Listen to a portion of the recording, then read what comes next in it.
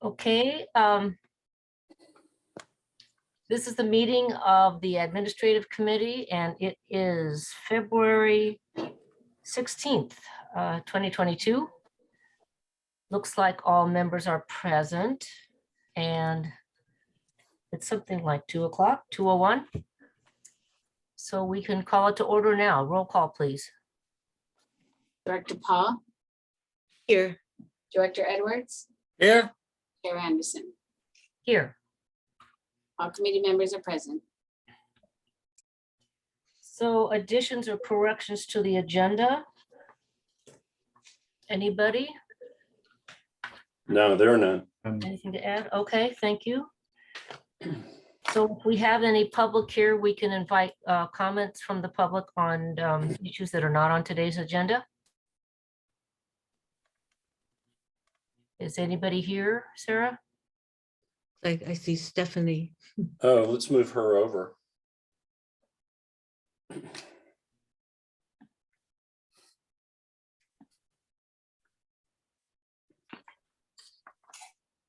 There are no members of the public, Chair Anderson. Okay, thank you. So we're going to start with the action items. We've got a slew of financial issues here to consider. So let's get started on that. Oh, wait a second. We have the minutes first. Item number 1, the committee minutes, January 19th. I have no correction. No comments. I have a correction or an addition from Sarah on item number 5. That was on a motion by Paul, seconded by Anderson. That's it on that one.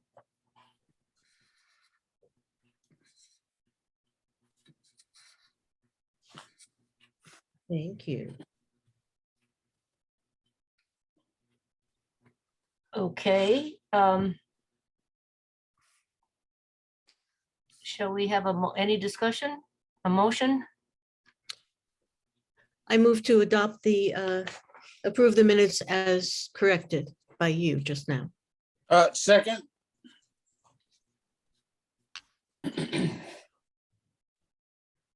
Okay.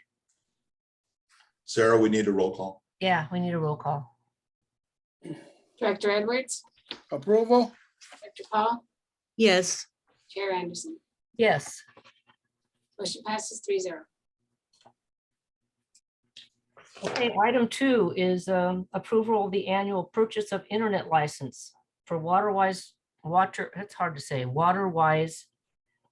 Gardening in Monterey County.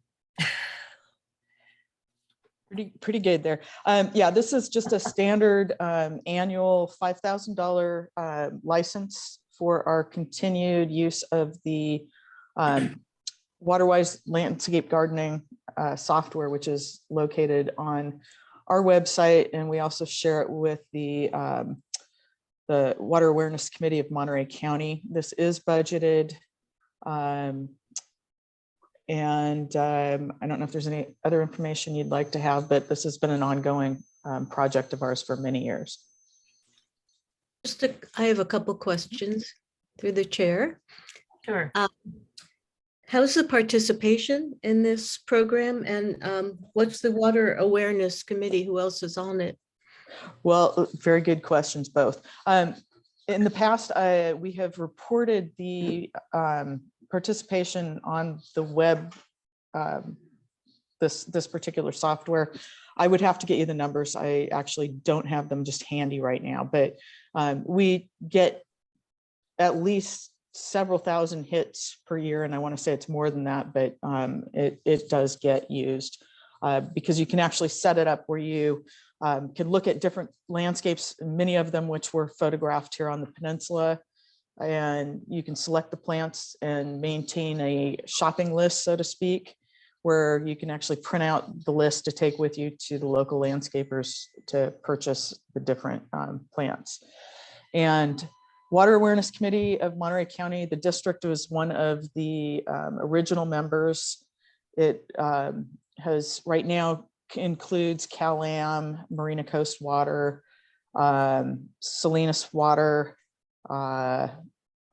Greenfield, actually Monterey One Water. It's also a member. So it's a member of various different water agencies throughout Monterey County, primarily supporting education. So Water Awareness Committee is really how the district and Cal-Am do our in-school education programs. They hire a musical organization called Zune that does musical water education. And so anyway, so that's kind of the primary use of it. Water Awareness Committee also participates in local events like our Monterey County Fair. We'll have a booth at that. And so often the district will participate in events as a Water Awareness Committee member. And then in other cases, we will do our own table or whatever at the event. Thank you. I'm hearing an alternate or another career as Zoom water awareness education. What in the heck is that? So through the chair, Stephanie, are we the ones responsible for the license, or is this license bigger than, I heard you mention all those water agencies. Mhm. So, Well, no, yes. So the Water Awareness Committee links to our website so that they actually have it on their website as well as, so it's our website that hosts it. And we, out of a courtesy, allow them to have a link to it on the Water Awareness Committee website.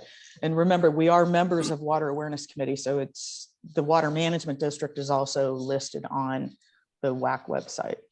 okay, Yeah, so Just to be clear, the link is not from the district website, it's from the MontereyWaterInfo.org website. No, I think it's actually on our district website. Is it on both? Okay. Yeah, Yes. I think that's where it initially resides. We do have I think we do have a link on the Monterey Water Info also. Yeah, that's where I'm looking at it right now. And Okay. and just my final question, when's the last time we looked at this and really looked at another program or something for that? Well, we helped develop this particular one. So Okay. like I said, the district actually found local homes that we took photographs. We had WaterWise or WaterSoft come in and take photographs, and then they put it into the software so that you could actually do the clicking on it so that the landscape is appropriate for Monterey County and the coast, and so you know exactly what plant palette we're using locally. Okay, And this cost is the total cost of the program, and it's completely supported by the Water Management District and not the other members? Yes. Is there a reason for that? Well, it was developed, it was developed for the district. Okay, And I think that's just, we have continued to be the sponsor for the internet license. the kindness of our own heart. But are the All of landscaping that. solutions offered specific to the peninsula? Or, Yes, there are, yeah. so it Yeah. kind of makes sense that the district would fund it. Right, there are different conditions in other parts of the county, right, for gardening. Yeah, although it does apply for most of Monterey. It is designed for the entire Monterey County use. But again, we were the ones who initiated the development of the local program. It is actually a program that you can find in other areas that are specific to other areas as well, so that the proprietor can actually develop the software for the area where it's being used. Okay, any additional questions? Do we have a motion? I move for approval. Second, Thank you. Let's have a vote. Director Paul, yes. Director Edwards, Yes. Chair Anderson. Yes. Motion passes 3-0.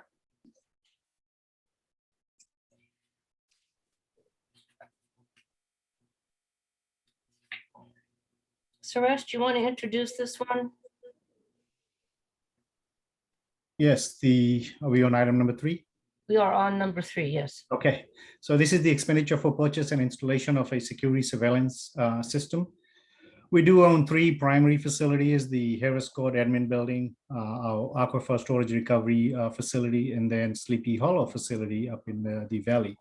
None of our facilities have any camera surveillance system. There are 2 cameras installed in the administration building inside the building, but those 2 cameras are non-functional. They're just decorative piece.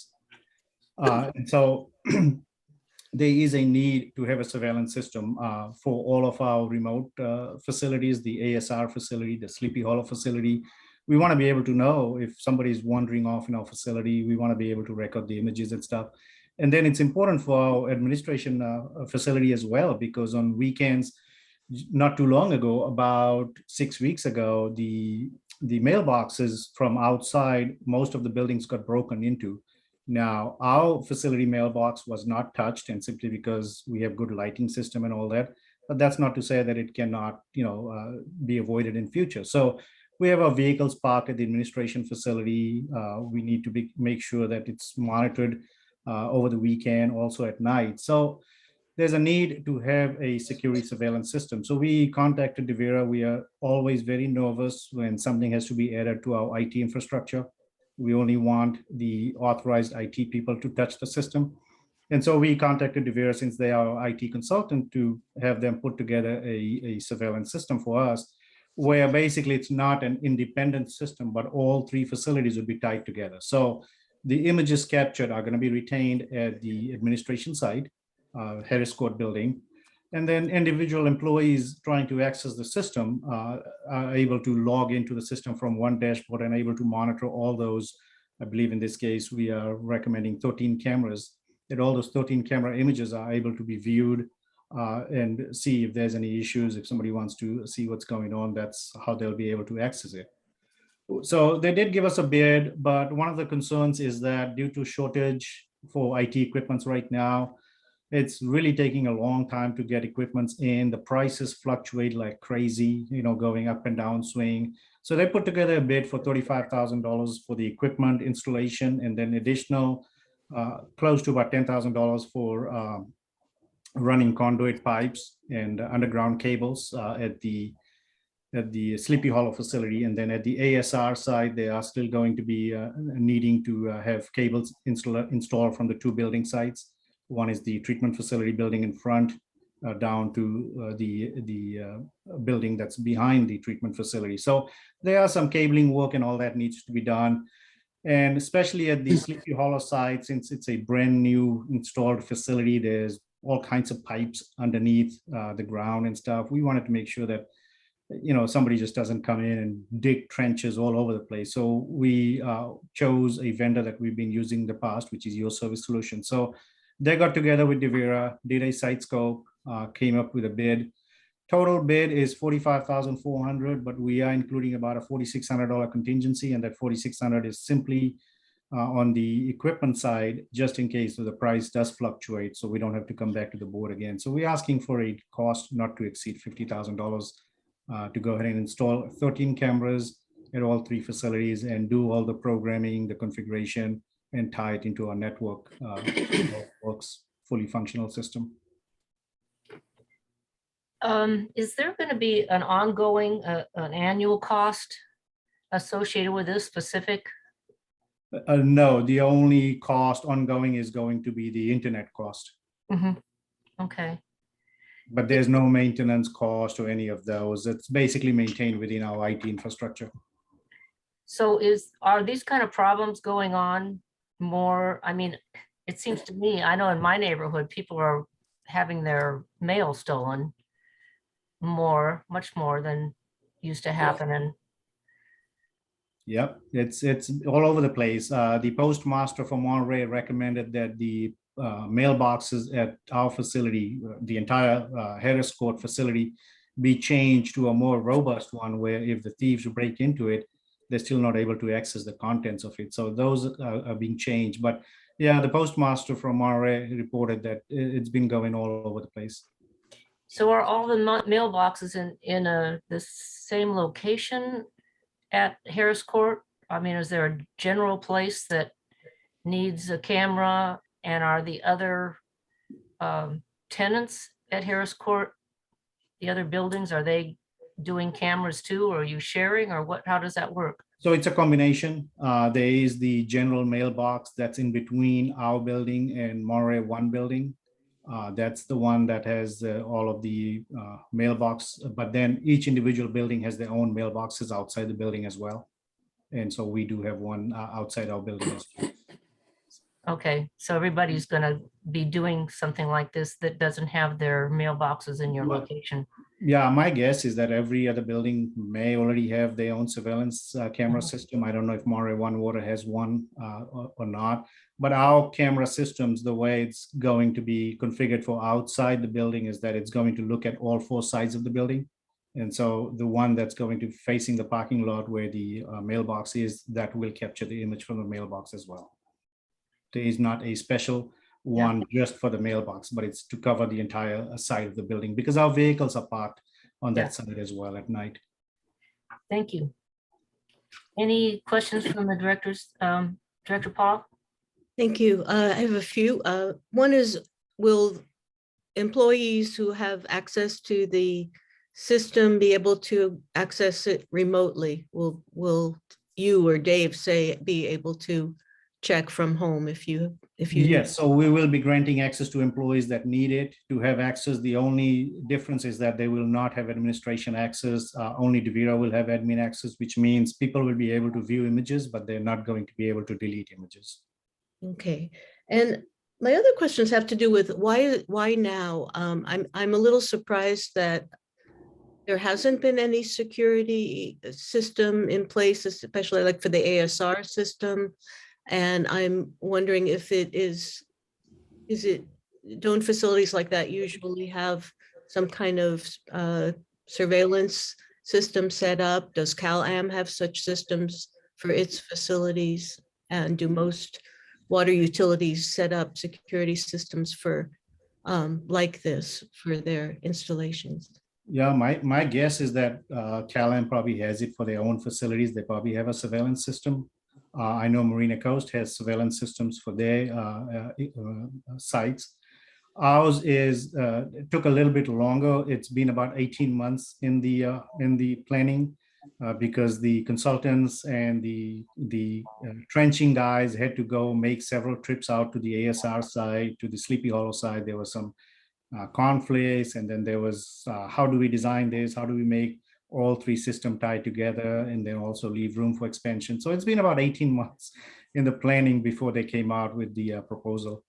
And they also had project manager changes. I believe one of them changed out over the last 18 months. So meeting with our people, doing all the scheduling, it took a while. And in the design, did they take into account ways to make it difficult to tamper with the cameras? That is one of the biggest concern is basically hacking into the system. And that's why the comment in here is basically because it's part of the district's IT system. We all really nervous when we go to do projects like this. We want to make sure our IT provider provides for that so that they do all the security and all that.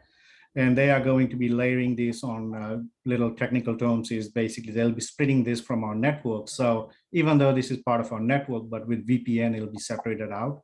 So let's just say if somebody does hack into our camera system and through that gains access, they'll still only be able to work within the camera system, but not be able to go outside the camera system and infiltrate into our network system. So that's why it's a little more expensive system. It's not like going to Best Buy and buying cameras and putting, fitting those pieces together, because those are really scary way of doing it. So that's why it's a little more pricey, but at the end of the day, it's much more robust, much more secure.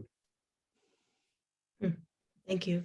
Through the chair, some of my questions are just about the same as the chair just said.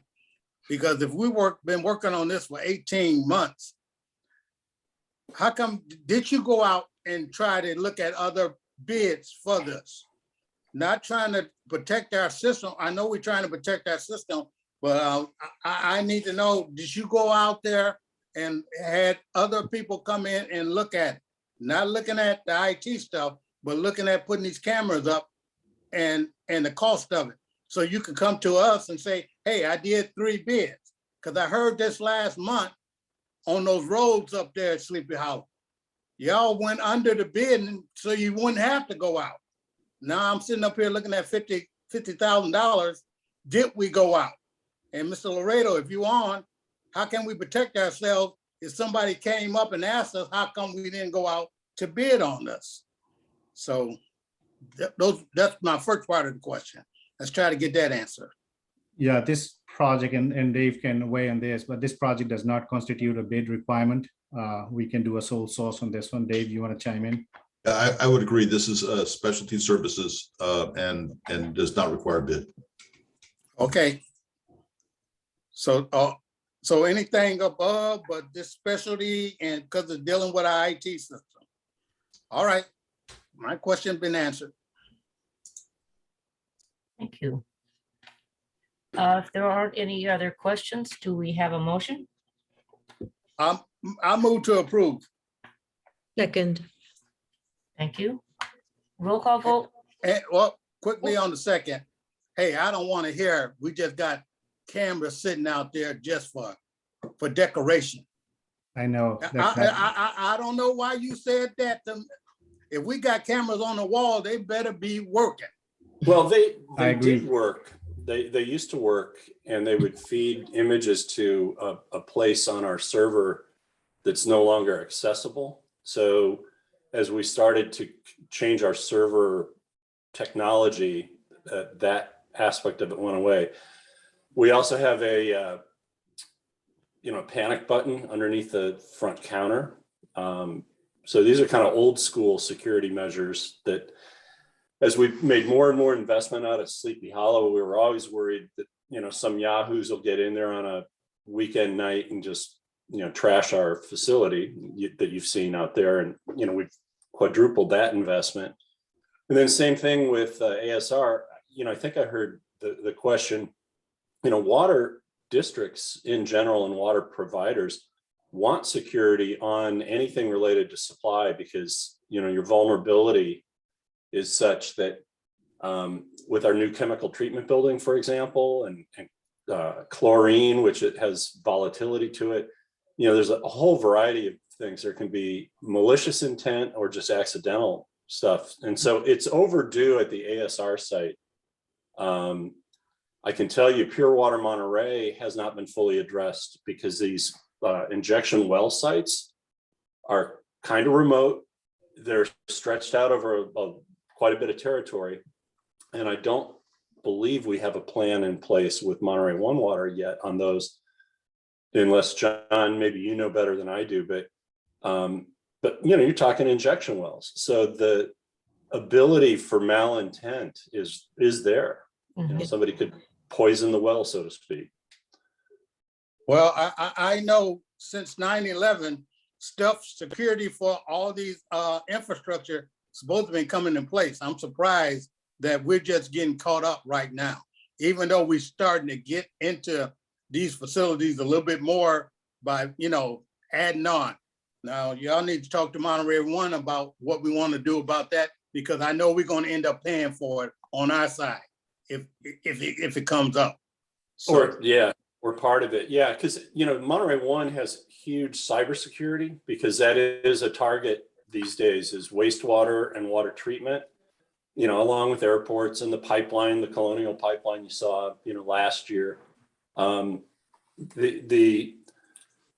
Internet of Things is very vulnerable. And so, if we became the operator of the system, you would not believe how much you spend to protect your SCADA data and, all of this stuff. So as our assets have gotten a little more expensive and a little more water supply oriented, we're overdue for doing this.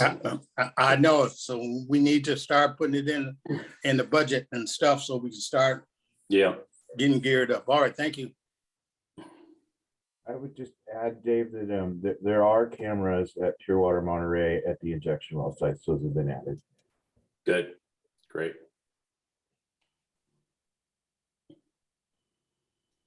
Okay, if there's no more comments, can I have a motion? I think you did give a motion, right? Right. Director Edwards, okay, I move to approve.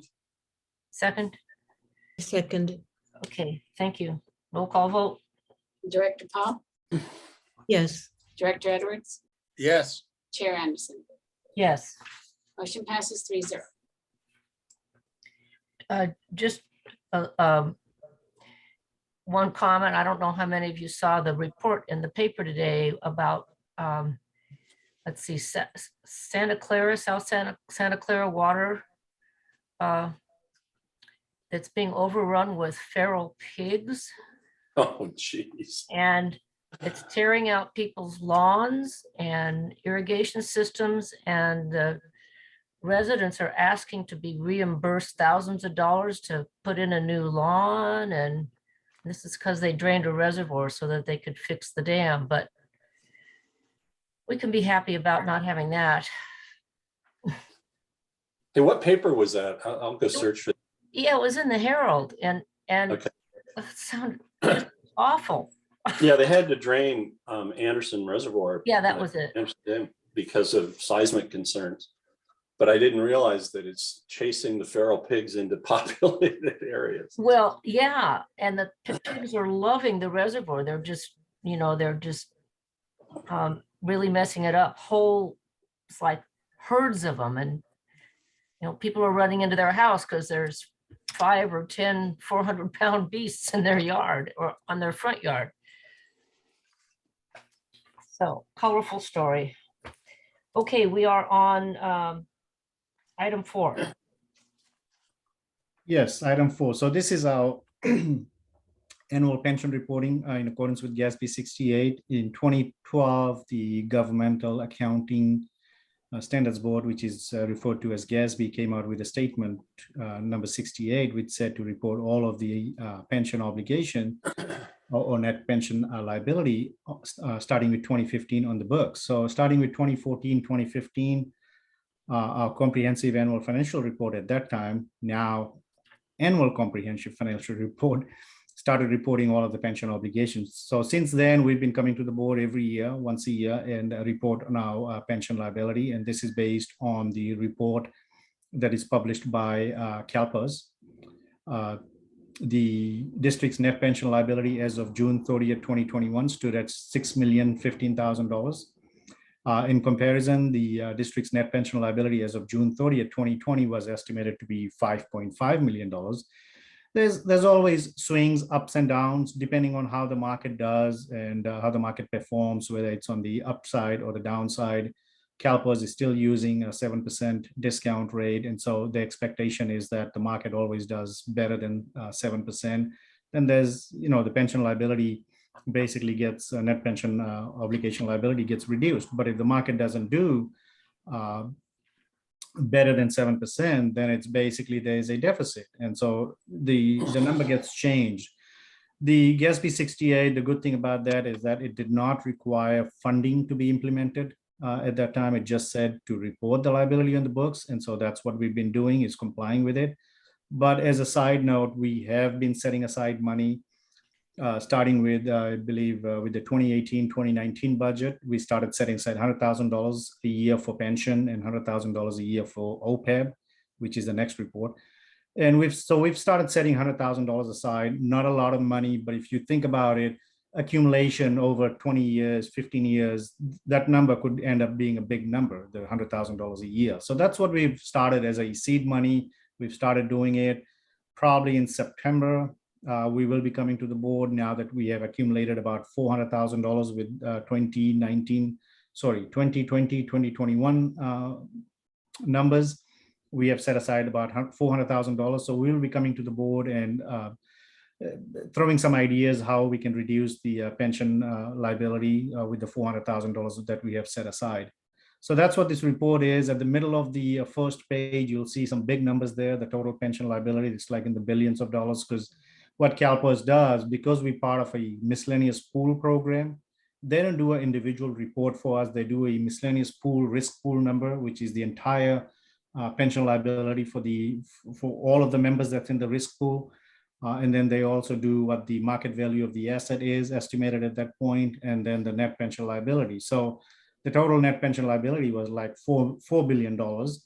But then they give the allocation factor to each individual agency. So we have to apply the allocation factor just to be able to come up with our estimated numbers. So that's how we come up with that $6 million. The auditors do audit these numbers, look at these, because these numbers do go on our financial statements. So they do give a blessing on this when these numbers are calculated, and then we make journal entries and all that. So this is just a reporting to the board in terms of what our pension liability is estimated to be as of June 30th, 21. Thank you, Suresh. Are there any questions from the directors? I have a couple questions, mainly about the strategies to reduce the unfunded liability. And I don't know very much about it. I'm glad that the board decided some time ago to start contributing, building up a reserve. That seems like a good idea. But I'm curious, at the bottom of the second page of your memo, you talk about, you mentioned that there are other strategies. And one of them is borrowing. And why would an agency want to borrow to prepay some of its unfunded liability? I don't understand that. Yeah, it's a strategy that some agencies have utilized, but keep in mind the net pension liability will never go away. It will always be there, whether it's on a surplus or deficit side, because it's predicated based upon what the market is doing. And so, you know, I mean, you could borrow the money and pay it off in 1 year, but then come around next year, you could have another pension liability. And so basically then you'll end up with having two obligations, one going to the bond agency and one to the CalPERS. So it's a strategy that some agencies have used. Yeah, and even if your liability didn't change, let's say you paid it off, the whole game there is, shoot, it's an attorney I wanted to talk to. The whole game there is, if you can borrow at a rate that's lower than kind of the interest rate at which you're accruing your liability, then it makes sense.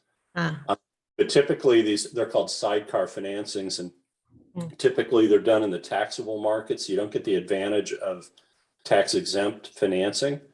But City of Carmel's done it. I think Monterey One Water did one, but now their pension obligation has grown again.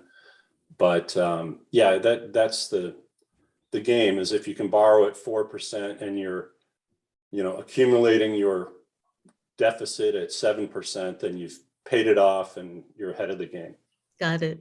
Yeah, but the problem with that is going to be you pay it off, and then your market, your value sits, your asset sits with CalPERS, and then again, CalPERS invest it.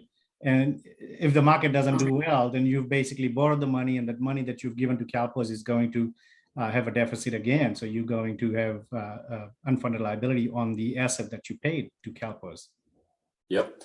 And there's other entities that don't use CalPERS, like Orange County has its own non-CalPERS fund, and they've come in and they've borrowed to kind of fill the deficit, and then they've come back and borrowed again because the deficit continued to grow. So Suresh is absolutely right that there's 3 or 4 variables, and so if your rate of return on your investments goes way up, then things are different. If it goes down, you know, there was a period of time when PERS was so heavily invested in alternatives, and the alternatives were cratering, that they ended up, you know, not even being able to meet their own offered return. And so, you know, the deficit got bigger. And so it's always, it's silly, because it's not like you're paying off your mortgage. It's like you pay off your mortgage, but then the terms of your mortgage change next year, and there's still more mortgage to pay. So Yeah, I refer to it as a rolling mortgage, rolling 30-year mortgage. yeah, but you will hear, and Suresh will explain this to the board at a future meeting, where we can actually pay down a little bit of our requirement, which will reduce our payment into PERS. And so, you know, there's managing the current payment stream as well as managing your liability. And the problem with the liability is it's there, but it depends on people's retirement, their age at retirement. Not everybody retires all on the same day. And so a pay-as-you-go method has always been kind of there. But this whole GASB was just about, it started as just recognition of the liability because it was kind of a hidden liability. But anyway, I'm talking too long. I'm going to go call this attorney back, by the way. Oh, yeah, you do that. Yeah, and one of the other things is this numbers are through June 30th, 21, but in June 2021, CalPERS earned a 21% rate of return on the portfolio, where they were expecting 7%. So a huge uptake in the market, but that doesn't get reflected until 2 years from now. So every year, it's like the numbers are kind of like little off. It's about 2 years behind, and that's why I keep saying that, yeah, these numbers are good to report, but this is not like the study number that says, yes, you have $6 million liability right now. That's basically just to say that's what your estimated liability is, but it changes every year and it goes up, goes down. So they're So- just snapshots. Snapshot at Well- that. So Suresh, Yes, one of my big question is, all this money is in reserves, correct? Or not correct? Do we have it parsed out where we can't touch it? I'm talking about Measure J. We talking about we got X amount in reserves. Like 14 million in reserves. Is some of this money parsed out where we can't touch it and count that against Measure J? yeah, Or so whatever. I can't say we can't touch it because it's a board dedicated reserve fund. So basically it's up to the discretion of the board. The board can always touch any of its reserve funds that's set aside. We have various different reserve funds like the flooding reserve fund, we have the insurance reserve fund, we have the capital reserve fund, we have the pension and OPEB reserve fund, and then we have the general reserve fund. It's all board designated reserve. So if at any time the board says, yeah, we want to consolidate all that and use it for something else, then it's entirely up to the board. Okay, thank you. Are all of our employees on the same pension plan? All of the employees on the same pension plan. Yes, different tiers though. Since 2013, there was a PEPRA reform. And so there's a 2-tier plan now with CalPERS, different benefits, but same plan. Okay, so that's what I meant though, the tier. So we do have 2 tiers. Correct. Yeah, Tier 1 and tier 2. yeah. And do the employees contribute a portion of their salary to the pension? So tier 1 employees, which is on the older plan, contribute 8%. And tier 2 employees contribute, I believe, about 6.5%. Thank you. I move to approve. There's no more questions. I second. Second the Roll call motion. vote. Director Edwards, Yes, Director Paul, Yes, Chair Anderson. Yes. Motion passes 3-0. Where is number 5? Here it is, page 41. So this is similar to GASB 68, but this is another standard. Actually, now it's called GASB 75 standard, which is reporting for post-employment benefits other than pension. In 2004, GASB came out with statements 43 and 45, sort of like the same thing, but it was only to report the current year liability. So for example, report only the liability for that year that you're doing the financial statements. We complied with that in 2009, 2010. It was a simplified report. All went well up until 2015 when GASB decided they were going to follow the GASB 68 statement, sort of like the pension, which is report the entire pension liability, OPEB liability, not just the current year. So when GASB reintroduced that in 2015, it got statement number 75 that replaced GASB statement number 45 that said, okay, going forward, everything should be reported as a net OPEB liability. So starting with 2017, we started reporting that. And so again, as of June 30th, 2021, our net OPEB liability is estimated to be at $4.5 million. In comparison, the net OPEB liability as of June 30th, 2020 was $4.1 million. And again, this is the one that basically does fluctuate based on employee demographic data. So if employees leave and don't, let's say they don't retire from the district, or they retire from the district, but they don't pull the insurance benefit from the district, then they drop off from the plan. So this is based on an estimate, again, if everybody was going to utilize the district insurance program, the other post-employment benefit program, that this is what the liability is. And there's a report that we have to go out and get done. Prior to GASB 75, it was a simplified report that we could use internet tools and get the report done. But now we have to hire an actuarial every year that basically refreshes this data. So there's more comprehensive report that's done now. And this one too, again, it fluctuates from year to year depending on what the data is. They do the report, the actuarial report, and then the second year, they basically come and just refresh the data. And then every other year, they have to do a brand new report. So when they do a brand new report, they do take the demographic data. So for example, the report we are reporting on from 2021, that basically is just a refreshed data. It doesn't include the actual demographic data for that year. It actually includes the demographic data from a year before.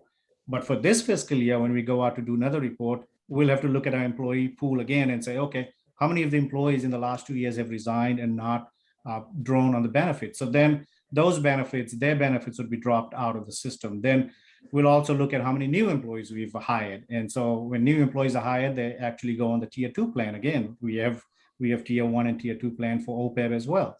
And so the tier 2 plan is a little more cheaper plan as opposed to tier 1. So if a tier 1 employee resigns, doesn't draw on the benefit, we replace that with tier 2, the liability becomes less. So this one, again, just a snapshot that says, yeah, this is a contingent liability. It's out there, but it doesn't have to be paid right away. And sort of like the pension, we just have to report it on our financials.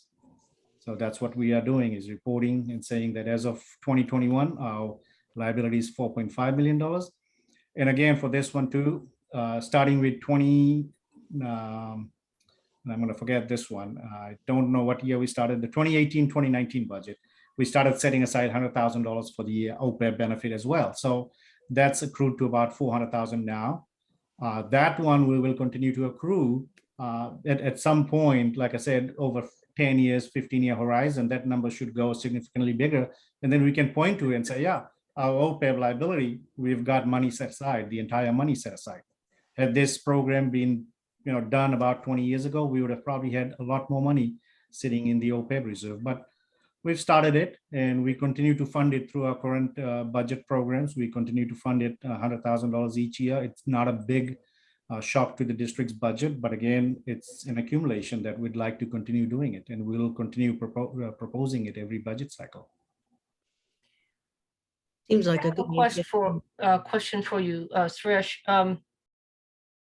You said if somebody, a retiree, does not access the benefits, Mhm. I mean, besides death, how would that happen? Employees have other plans. Sometimes their spouse, they use their spouse's plan, or they have a better plan that they don't want to use our plan. So we've had employees in the past. An employee that retired actually went out of the United States. And so they didn't draw on the plan as well. So there are employees Okay. that, and some people, if let's just say they've had 20 years of service, but they decide, close to retirement, they want to go join somebody else. So they have to retire from the district and they have to draw on the health insurance, as assigned by the district. Uh-huh. The other question I have is on page 49, where you have the reconciliation, the executive summary.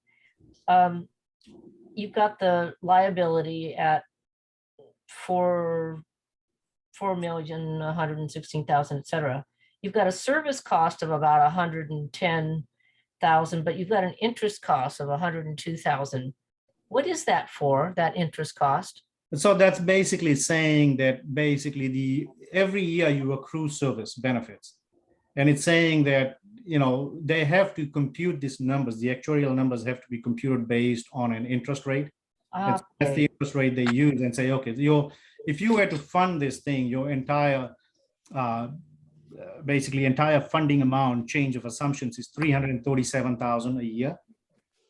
But we are, keep in mind, we are paying 126,000 on a pay-as-you-go for the benefit. So 12 employees or 13 employees are drawing on the benefits right now. And every month we reimburse them for this benefit. And so that turns out to be 126,000.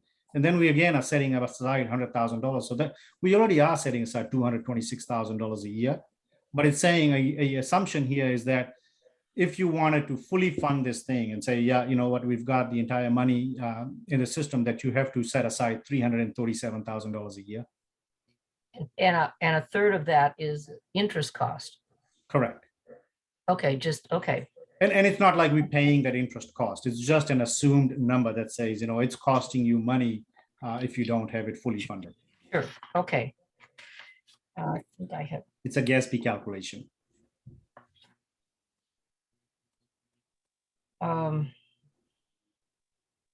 so let's see.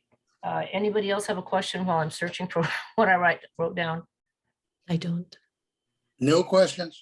While you're searching though, I pulled up that story and it turns out they blame these pigs on the guy who originally opened up Rancho San Carlos. So where the preserve is now, back in the 1920s, the Canadian millionaire who owned that and entertained jazz greats and Hollywood legends wanted to be able to go out and take his guests hunting. So he introduced these Russian boars, and apparently that's where they started, and they worked their way all the way up to Morgan Hill. And there's something in here that says in the 60s, William Randolph Hearst said, wrote a note to this guy and said, "Your pigs have reached San Simeon." Well, I know last year they did a whole lot of damage over at off Highway 68, where that park is, whatever it's called. Yeah, Toro Park maybe. Toro Park, yeah, where Toro Park was, they were ripping that up too. Yeah. Maybe they could kill them and dress them and offer them to people who don't have enough food. Works good. Okay, so one more question I found. There's in the page 63, it's talking about the actuarial assumptions. It says salary increases. Is that's so this is not just retirees, this is all current employees and retirees that this is talking about. Correct. This stuff. Okay. That was my question. Yeah, and the actuarials have to use some assumptions laid out by GASB. Sure. So when they did the statement 75, they had laid out all this, how the interest rate should be calculated, and how the salary assumptions should be calculated, all of those. So they have to use those. Okey doke. Thank you very much. Any additional questions, or does someone want to make a motion? I move that we received the report, and I appreciate all the explanations. Me too. I second that. Okay, let's take a vote. Director Paul, Yes, Director Edwards, Yes, Chair Anderson. Yes, Motion passes 3-0. interesting.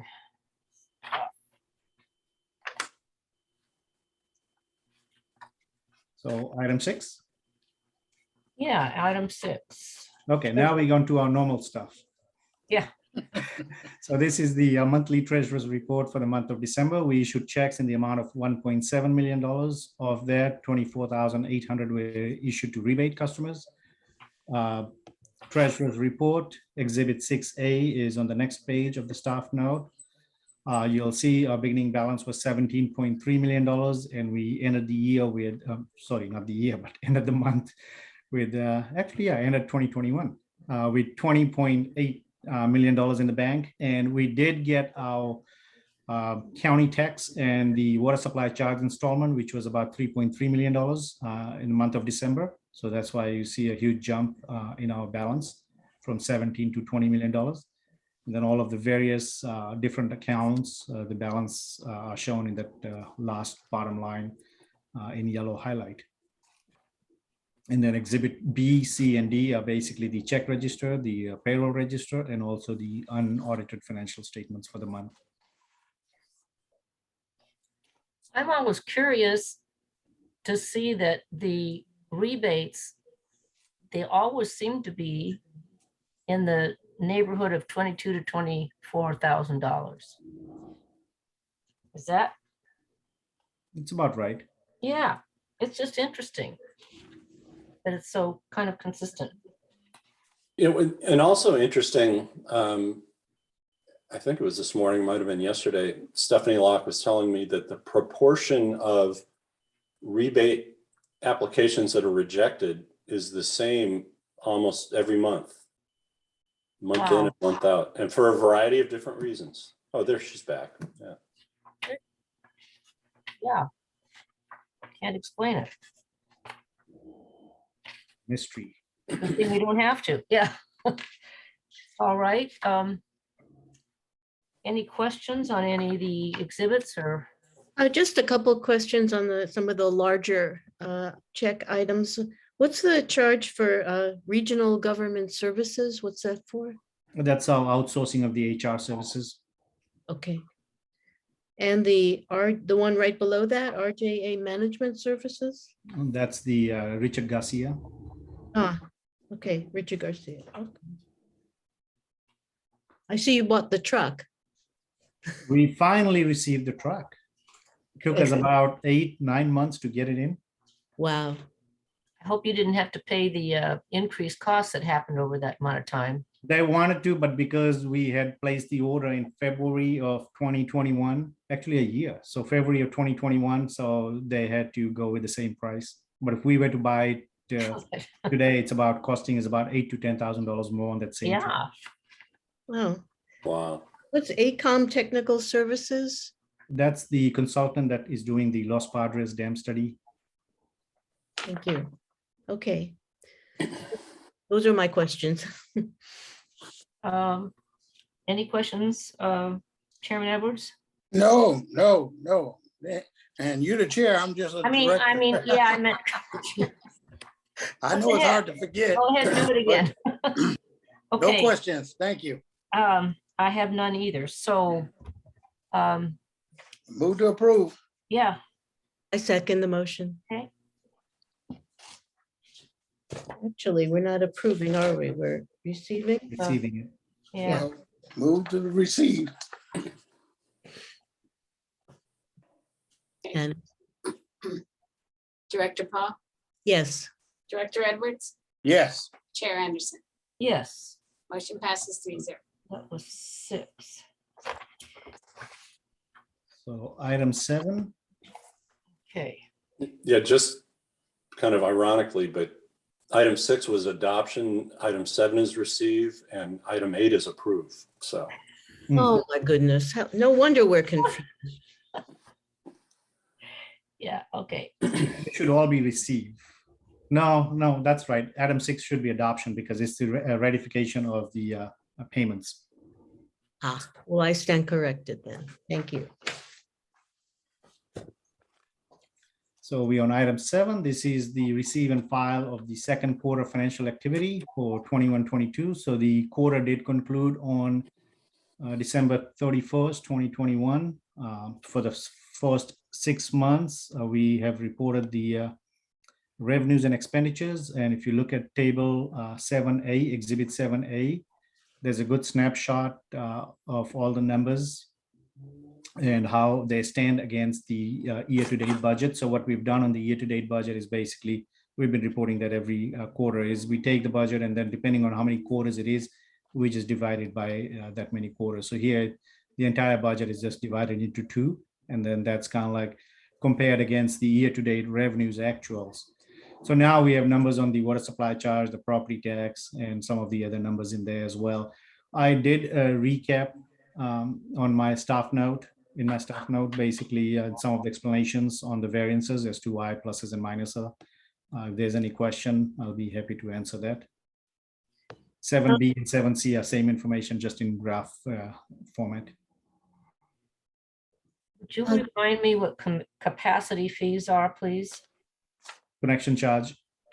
Yeah, Oh. so when Stephanie issues or her group issues a water permit, they will collect a fee for basically just somebody's impact on the overall water resource system. And so currently it's over $20,000, almost $30,000 an acre foot. Mhm. At some point, we're going to revisit that, but it was established. Oh, I don't know, Stephanie, how long ago was it established? 30 years?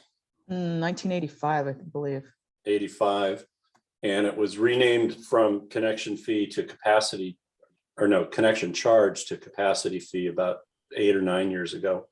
But it's just a charge for adding new demand to the system. Mhm. Okay. Through the chair, are the grants and reimbursement amounts coming in more or less what we expected, or is there any delay that we should be aware of? Yeah, so on the grant side, basically, the collection is based on the actual expenditures. If we spend, we will go ahead and bill the grantor on those quarterly bills. But if the work is not done, then we can't bill them, which means you don't have the expenditure side, you don't have the revenue side. It's a revenue neutral. I mean, it's a net neutral. And then on the reimbursement, same way. If we've expended money, then yes, we go ahead and bill them, and they're all coming. If we bill people, it's coming on a fairly short timeline. Good, thank you. I'm curious, I am curious about the connection charges, that they were half again as high as expected. And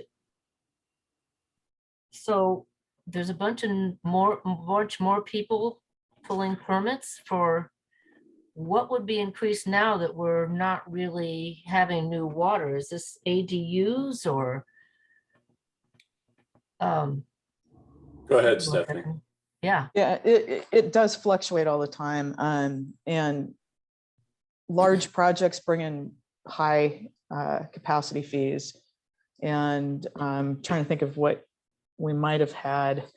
Seaside has been doing a fairly aggressive ADU permitting. So that would be bringing the capacity fee in. Malpaso Water is still out there, and there is a lot of construction taking place in the unincorporated county and city of Carmel and other areas that could take advantage of Malpaso. So they also pay capacity fees. And permit fees Yeah, yes. go together. Yeah, and when we talk about permit fees, generally those are processing fees that are set at a certain amount, whereas the capacity fees fluctuate depending on how many water fixtures are being installed or what type of commercial use is being added. But yeah, it's generally construction, and it could be Pebble Beach as well. And they've been doing some of their housing that is along the golf courses, et cetera. That they've had the water for. Mhm. Yeah. Yeah, and to avoid further confusion, hey, Suresh, in your staff note, the 5th bullet point under I just revenues. noticed. I just Yeah. noticed. Yeah, let's change that going forward, because Yeah. I'll bet it's been this way for a couple of years. Capacity fees. Yeah, capacity fee revenues.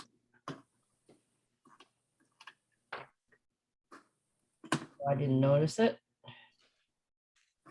But okay, other questions? If not, can we have a motion? I move to approve. This is to receive. Oh, that's right. Receive. Oh, I've already jumped to 8. Okay, I'm not doing well. Second her motion to receive. Okay. Sarah? Director Edwards, Yes. Director Paul, Yes. Chair Anderson. Yes. Motion passes 3-0.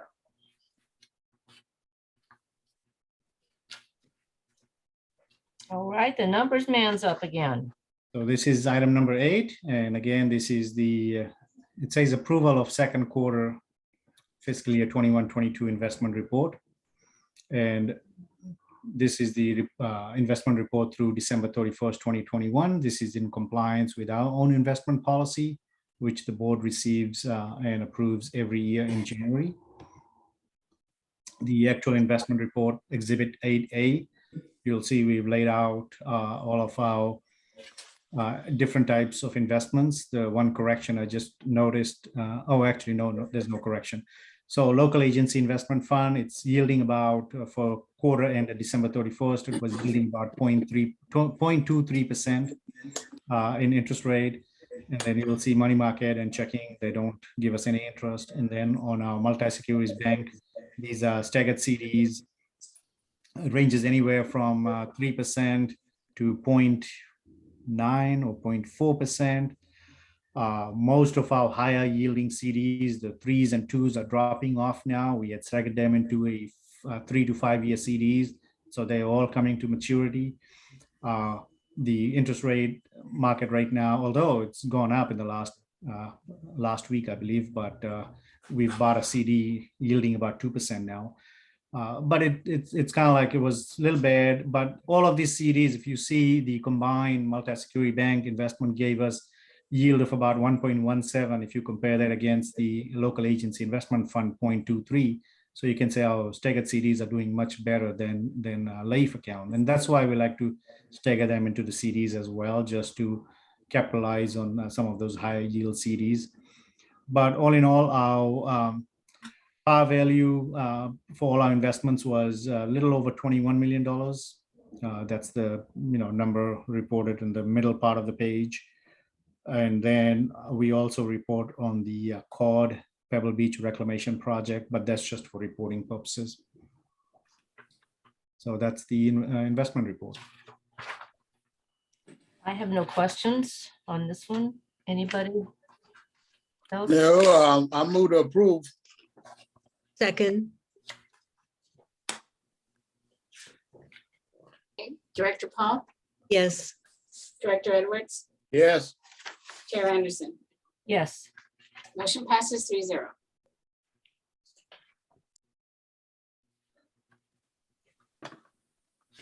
Okay, number 9.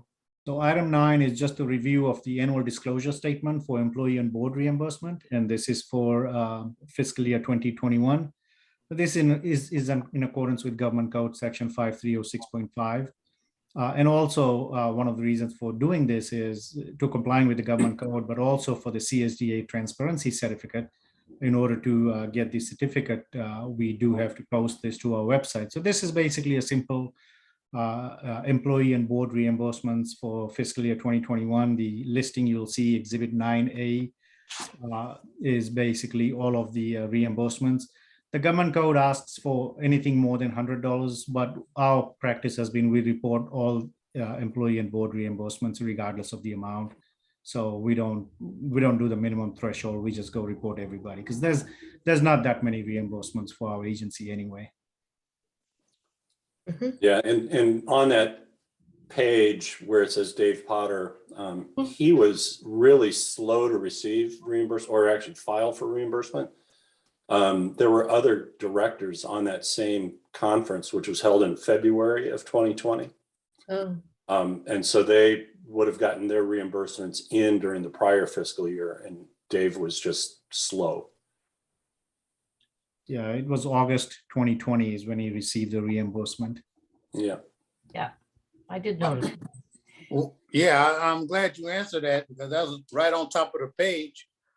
Do we have a deadline when you're supposed to get this stuff in? Do we have to make a deadline to see something like this in 2021, 2022? It makes people think, when did Dave get off the board? So that's my question. Do we need to put a time limit on this to get your reimbursements in? Because I'm 2022, I'm looking at Dave Potter, man, that. Yeah, we don't have one. Yeah, we don't have a deadline. We can but- definitely put one. Well, this is really probably the only time we've seen something that that slow. And it's not like us being slow to pay. It was him being slow to. Yeah, well, that's why I said put a deadline in, so I can put a deadline in. You don't want to see something from me 5 years from now. Well, it all depends on what interest Suresh can earn on it. You know, we had a $1,600 loan from Dave Potter for, you know, Yeah, we don't 8 mind. months. Absent a board rule, the absolute limit would be 5 years under a contract statute of limitations. So Okay, well, Thanks for that. Yeah. Well, I turned in a $50 food certificate from an auction from a nonprofit, a Pebble Beach restaurant that I got in 2014, but they had to honor it. all right, well, I'm just bringing it up. All right. Okay, a motion? Well, let's see. We're approving or accepting this one. This one is review. We're reviewing it. Okay, good. I guess you just then say that we did it. Yeah, Should be receiving. Move that we receive this. So they Uh-huh. said, okay, Dave Potter being paid. all right. I second the motion. Okay, Director Edwards, Yes, Director Paul, Yes, Chair Anderson. yes. Motion passes 3-0. So items 10 through 12 are just informational items. If committee members wants to pick any of them, we can talk about it. Or we can go directly to the discussion items. I'm kind of curious what COD is going to do when we get that reported 1-foot sea level rise. It's kind of in a bad spot. Yeah. Well, and so is the city of Monterey. Yeah, They're going to have a brand new marina yeah, at huge. Lake El Estero. Yeah. Elephant in the room. Okay, we don't need to vote on this one? No, it's just informational item. Okay. Anybody have any questions about any of these? Let's say the next 3, 10, 11, 12.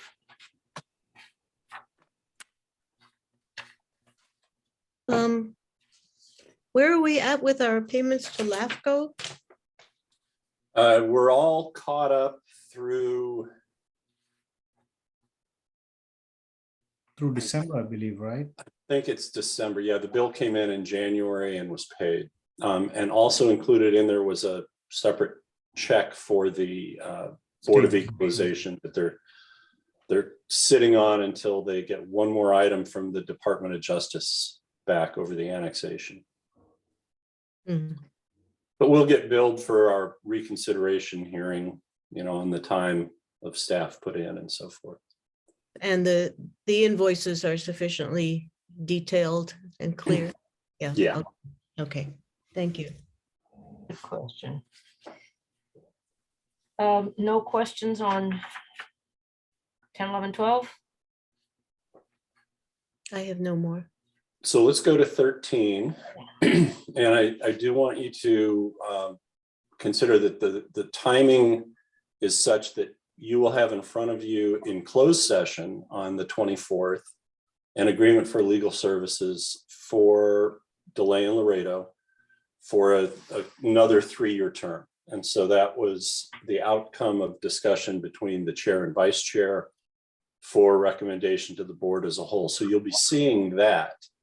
One of the things, if you look at Exhibit 13A that I've talked to Dave Laredo about, is whether we can clean up some of these categories.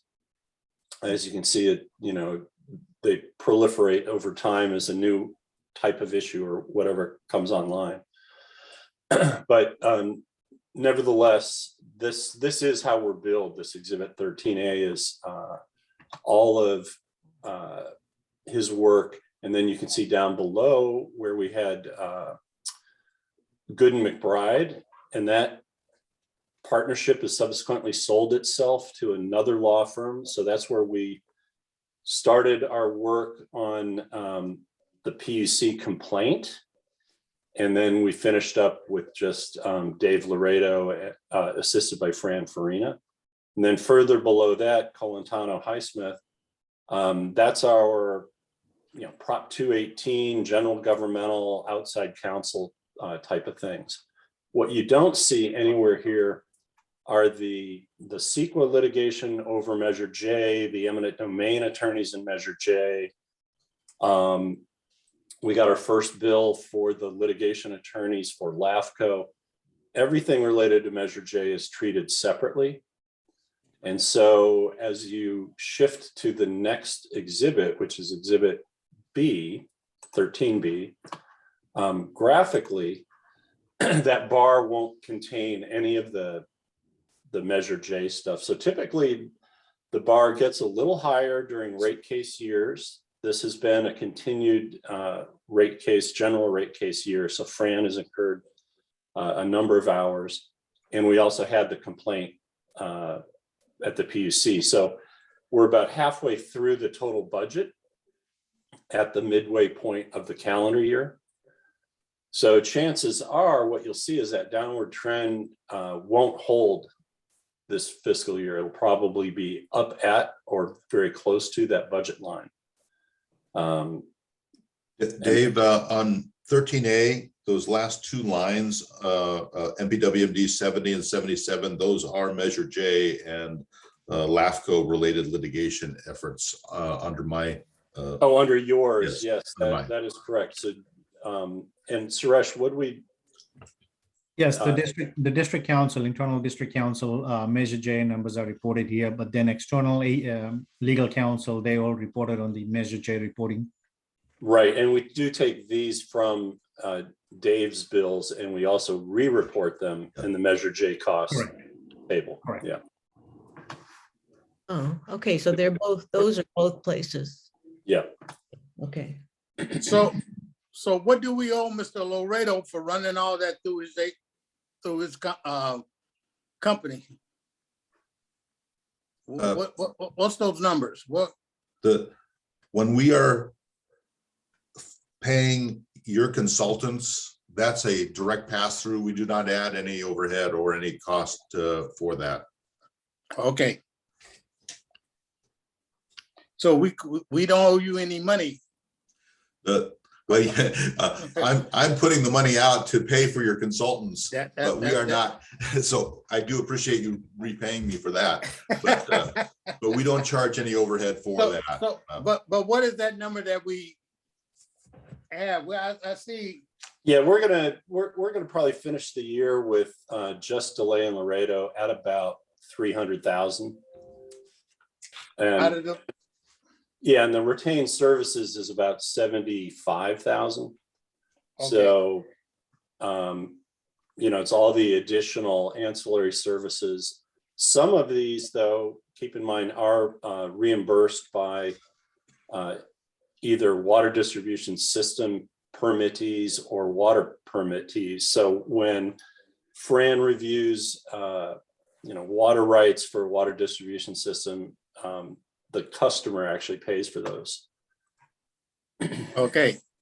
I just know somebody out there in the public is going to be looking at this, and they really look at a legal cost. So that's why, we need to explain it clearly and making sure that we're not trying to hide anything from them.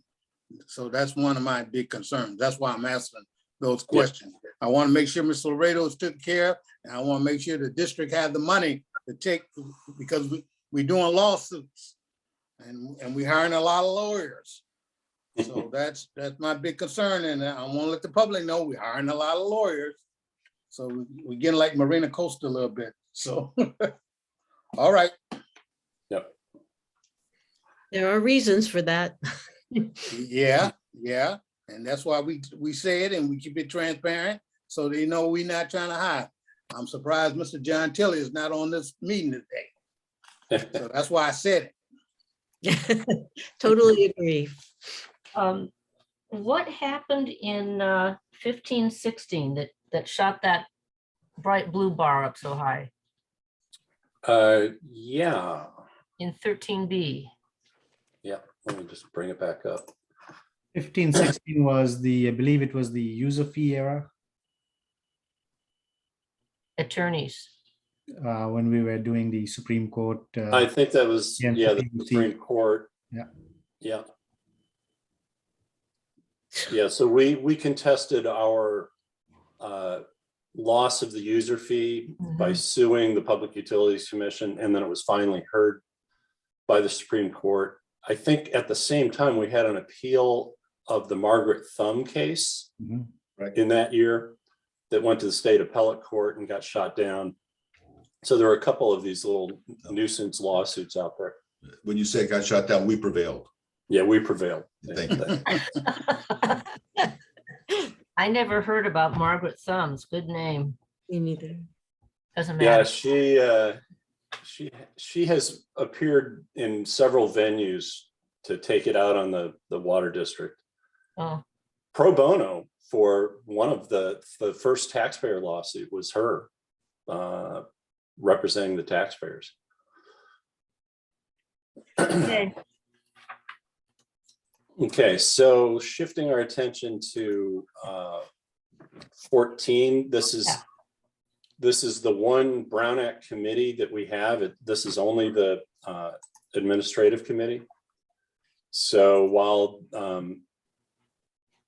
the subcommittee continues to talk a little bit about committee meeting and meeting schedules and so forth, we have to have our administrative committee. So this is at least the one committee for which we can set a schedule at this point in time. Okay.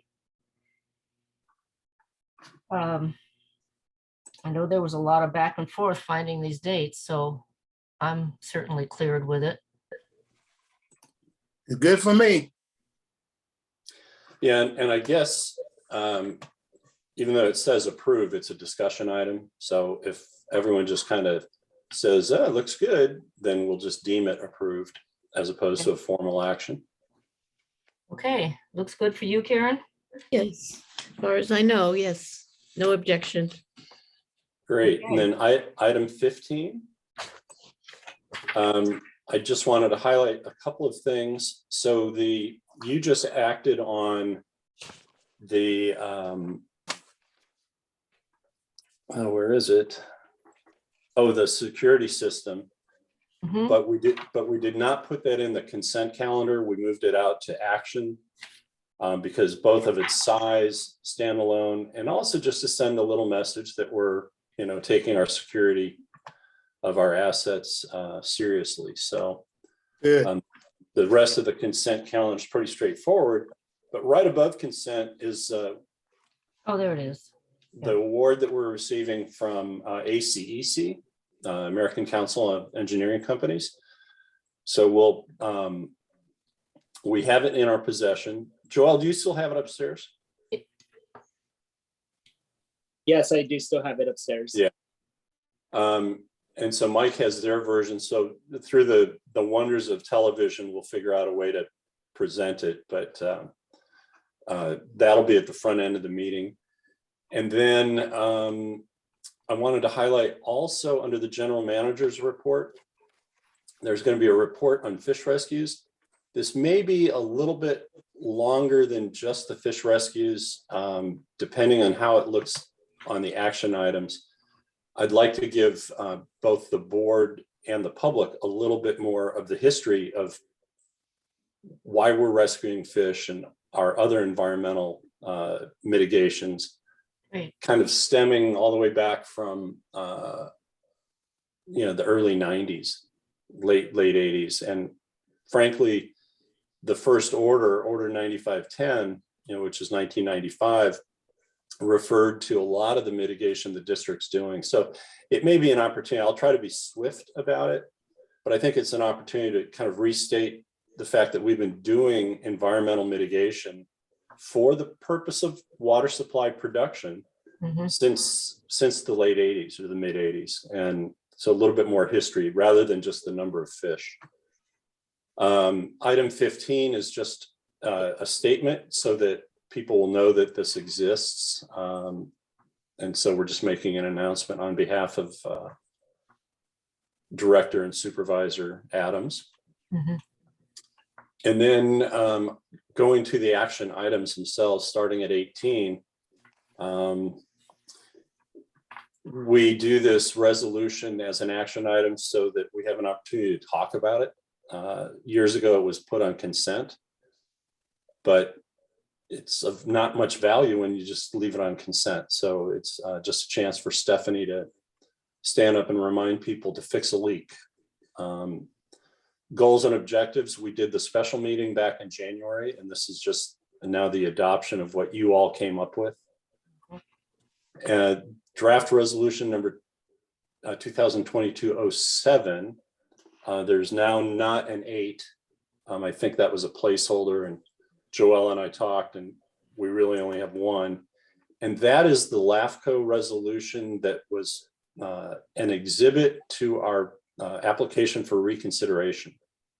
And so because the LAFCO hearing's on the 28th and our board meeting's on the 24th, we thought it would be, since it's really a non-binding resolution, it's all contingent on actually moving forward with Measure J, that we'd go ahead and adopt it. And that way we can represent that to LAFCO that we've adopted it. And then 21 is the security system, and there's a new 22, which will be adoption of the mid-year budget. So all of the division managers and Suresh have gotten together and adjusted up or down the budget. What you'll find is net it's down from either the deferral of projects or the canceling of items that we thought would get expended during the year that are just not going to happen. So that's an addition that you'll see, which makes the meeting just a little bit longer before we get to closed session. Closed session, there are 3 items now. The item number 2 that you see here, CS2, we're breaking into 2 separate items. My review and the recommendation of that chair, vice chair subcommittee, and then agreement for legal services for DeLay and Laredo will be a separate item with 2 separate staff notes and agendas.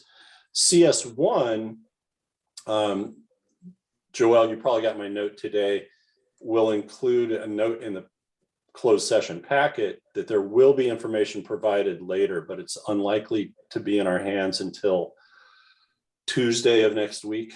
And that's a memorandum from the litigation law firm Shute Mahali that will hopefully be illuminating, but I can tell you we've got to manage our expectations. They said none of these are going to be a slam dunk. They're all like half-court shots. So keeping with the current basketball season, I guess.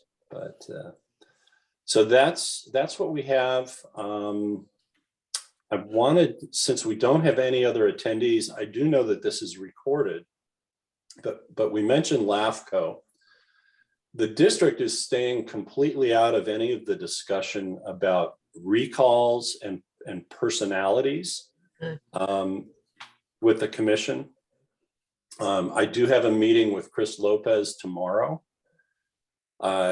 Maybe he views our reconsideration request as a life preserver, that maybe he could change his vote. I'm really not anticipating that anybody changes their vote, but it is an administrative remedy that we needed to go through. I've thrown my hands up. Marianne Leffels filed something with the registrar that says, her message is, I can't stand by while 2.9 million of tax revenues are taken away from local agencies. Well, it's 1.27 million. It's not 2.9 million, so that's a fake number. And I'm reminded that the Monterey Peninsula Airport District bought up Fenton and Keller's property in 2018 and took it off the tax rolls. And that sale was $6.8 million. they have purchased other property, like right next to that parcel as well. But 6.8 million is $68,000 that they have taken off the tax rolls that went to local taxing agencies. So as we continue to kind of move forward on these things, what we know and what we can say, we know a lot, and it just doesn't seem to matter. So, when you see things like our reconsideration requests, and Director Anderson, thank you for your very nice comments on that. I think we did a terrific job, and we, with our attorney's helps, with their help, we expanded some of the attachments so that it was fairly comprehensive. But does anybody really care? I just don't know. That's the I thing. do. Well, yeah. I But, think it looks great for the district to have this kind of stuff out there to support ourselves, whether we expect it to, Well, you I've always viewed it as this is preparing the record we're going to show Yeah. the court. the court, right? Exactly. And we had something in our reconsideration request that we chose to take out because we didn't want to, offer up a chance to have that remedied before we got into litigation. So even though the litigation, there's various aspects and there's various levels of optimism that we have for each of the different paths, which we'll talk about in closed session. No reason to get any further into it here. No. But there are some things that you look at them and you say, how did we get here? I mean, what would a logical person have done? Certainly not this. I mean, it's just, so you get those kind of, statements made about property taxes, and then over in their own action, they're doing exactly the opposite. And, and then you get Matt Gorley with public agencies can't do anything like a private company, yet he was a mayor of a public city, and he's been a city council member, and he sits on this public board. So this has been an exercise in the incredible, I guess, this last year with LAFCO. But anyway, that's the closed session discussion should be illuminating, and then the adoption of the resolution. And then there's really not much more we can do through, waiting on the outcome of the 28th, and, we'll just revisit it all. Well, Dave, quickly, just on that, hey, I don't mind if the district answering and correcting people, because that 2-point-something million versus that 1, and she's supposed to represent, that needs to be corrected by us. Yeah, if and anything. So yeah, I will do that. I will do that kind of thing. That's what we're in the business to do, is to provide the right data and the right facts. And yeah, and I agree with we. The district needs to stay clear of the recall. That's other people. But I want to just make sure that we protect ourselves and we just don't let them run over us on both sides of this issue. So that's why I mentioned that. So. Okay. I just have one other comment on the expansion of your report to the board on the fish rescues. You're going to start with kind of the history. Is that the kind of stuff at the same time that was reported in the book River and Ruin? Yeah, a little bit. Yeah. Good. That's good to do that. Yeah. Really good. Well, and how did we get to a cease and desist order? I don't want to spend,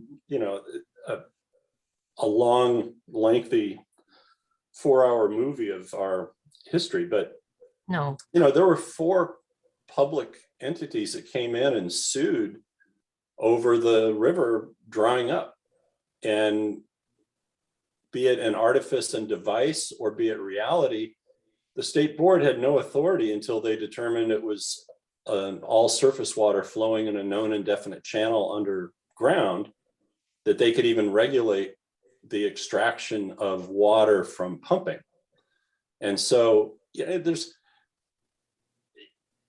not unlike our LAFCO discussion, the river was pretty clear. It was drying up on a regular basis. Something was wrong. And it was pretty easy to draw the, point A to point B and figure out that it's withdrawals of, drinking water from the aquifer. But, there's a couple of photos of like how they used to do vegetation management with a bulldozer, and then how they did stream bank protection with old tires and old cars that they would just all that stuff people have newer people have completely forgotten. I think it's good that they're reminded because we cleaned it up. And wasn't that originally offered to Cal Am, and then we offered to take it over because we thought we'd do a better job, which of course we would. Yeah, we kind of started with it. We identified the problem, and Cal Am didn't really care. I mean, and when we were created in 1977, right about the same time, Cal Am was under orders by the Public Utilities Commission to make no transfers of money from Cal Am to New Jersey until they rectified certain things, one of which was a pipeline up across Tehama, Monterey, called the Segunda Pipeline. And another was the Begonia iron removal plant, because they had been pushed to, do their withdrawals further down the river. But yeah, there was stuff going on that Cal Am was in no interest whatsoever of investing in fish and erosion control and things like that. Yeah. It's a good story. It is. And this is a really good time to put that out. There's lots of people who don't know it. There's Absolutely. probably journalists who are just starting to write about this in the area. And a lot of us don't know. It's really good timing. I'm glad. Yeah, and I can't do everything, but it'll be an abridged version. But we do, I think, as a community, we need to reflect back on, how we got there. We still have property owners that just complain about, I don't have a view of the river. And it's like, yeah, I kind of feel bad about that, but not really. Yeah. Because, it's revegetated. Yeah. And that's the way it's supposed to look. But Yeah. Go for a walk. You can tell see the river. Well, I say harness that inner actor you've got and let people hear about it, because it is a dramatic story, and sometimes people have to just be kind of clunked in the head to get it. Remember it. yeah, and if it starts to feel like maybe this agenda is going to be too long, I'll just move it a month. But I think it's appropriate as we're talking about fish releases and so forth. It's great. Yeah. Cool. All right, everybody. Sorry to drag it on so long. Well, thank you. Thank you. Thank you. Sure. Hey, Celeste, if I don't see something in my mailbox, I'm gonna report y'all to the credit bureau. Yes, it will be coming out tomorrow. Yeah. All right. Director Anderson, Chair Anderson, do you want to formally adjourn the meeting? Oh, yeah. Thank you. I do. Let's formally adjourn at 3:30. Dave Loretta, right. can I ask you a very quick question? Yes. The hearing on the demurrer and that taxpayer lawsuit, was that moved from February 18th to a later date, or is that happening? No, that's all. I still have that on calendar. Okay, so that's up Yes, on Friday. Friday. This Friday.